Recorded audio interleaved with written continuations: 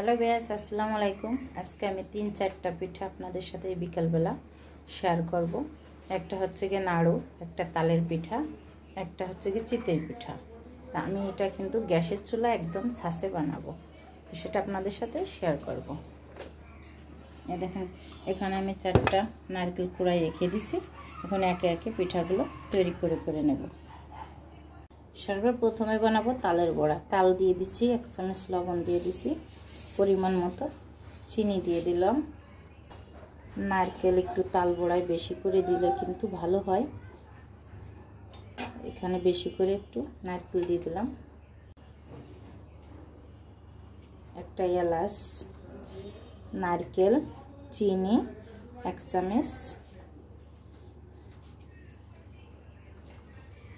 এটা কিন্তু ফ্রিজের তাল, চিনি, নারকেল, এতে এটা একটু গরম করে নেব।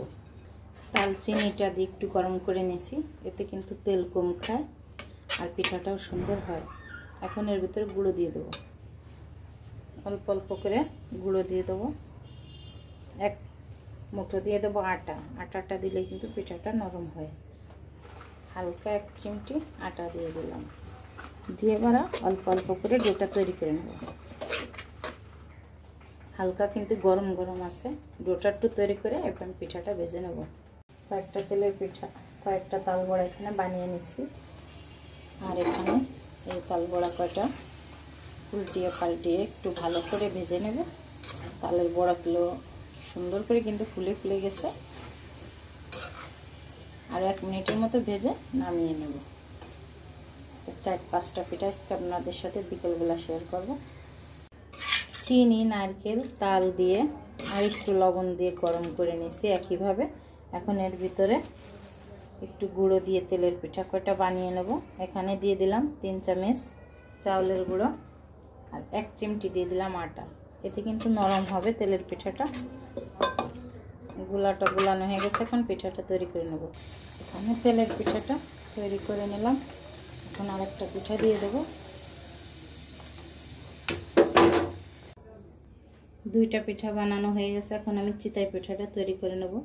এখানে হালকা একটু লবণ দিয়ে দেবো, হালকা 1 চিমটি লবণ দিয়ে দিলাম গরম পানির ভিতরে। এখন গুঁড়োটাকে আমি অল্প অল্প করে মাখায় নেব, কারণ গ্যাসে না অনেক সময় পিঠা হতে চায় না, ঝামেলা করে। তাই আজকে এই পদ্ধতিটা ব্যবহার করলে 100% চিতই পিঠা হবে। আপনাদের সাথে শেয়ার করতেছি। অল্প করে পানি দিছি, অনেক একটু কড়া গরম দিয়ে। এখন এভাবে মাখায় নিলাম। হালকা আর একটু গরম পানি দিয়ে একটু ভিজিয়ে নেব। গরম পানিটা দিয়ে ভালো করে ভিজানো হয়ে গেছে। এখন আমি এর ভিতরে ঠান্ডা পানি দিয়ে গুলিয়ে নেব। 1 চিমটি আটা দিয়ে দিলাম, এটা দিয়েও ভালো করে মাখায় নেব। এখন দিয়ে দেব ঠান্ডা পানি। এবার ভালো করে গুলাটা গুলিয়ে নেব। চিতই পিঠার ভিতরে হালকা একটু দিয়ে দিলাম নারকেল। নারকেলটা দিলে কিন্তু পিঠাটা খেতে অনেক মজা হয়। নারকেল দিয়ে দিলাম, বেশি করে একটু নারকেল দিয়ে দিলাম। এবার পিঠাটা তৈরি করে নেব। গুলাটাই দেন একদম পারফেক্ট তৈরি করে নিয়েছি। এখানে মাটির তাওয়াটা চুলার পাড়ে দিয়ে দিচ্ছি। এখন 1 চামচ গুঁড়া দিয়ে যে গুঁড়াটা তৈরি করেছি ওটা দিয়ে দিলাম। এখন আমি পিঠাটা ঢাইকে দেব। কত সুন্দর কিন্তু জার দেখাই যাচ্ছে এখন থেকে। এই দেখেন পিঠাটা একটু সময় আমি ঢাকিনি, তারপরেও দেখেন জার কতটা উঠে গেছে পিঠাটা। আর ঢাকে দিলে কিন্তু সুন্দর করে ফুলে যাবে। ঢাকে দিলাম। তেলের পিঠাটা অনেক সুন্দর হয়েছে। চিতই পিঠাটা একদম বাইরে যেভাবে কিনে বানায় পিঠাটা সেইভাবেই ফুলে একদম। এটা কিন্তু নারকেল দিয়ে পিঠাটা তৈরি করা। চিতই পিঠাটা রেডি হয়ে গেছে। নারকেলটা, দারচিনি, এলাচ, লবঙ্গ দিয়ে ভালো করে ভাজা হয়ে যাচ্ছে। এখন এটাকে নাড়ু তৈরি করে নেব।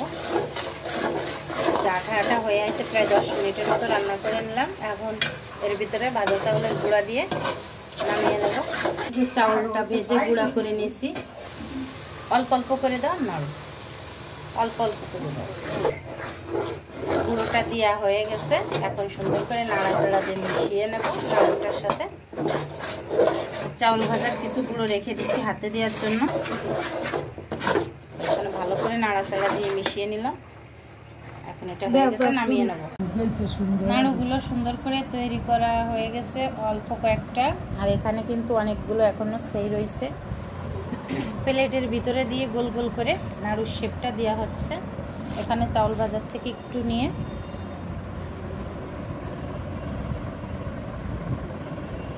এভাবে দিয়ে,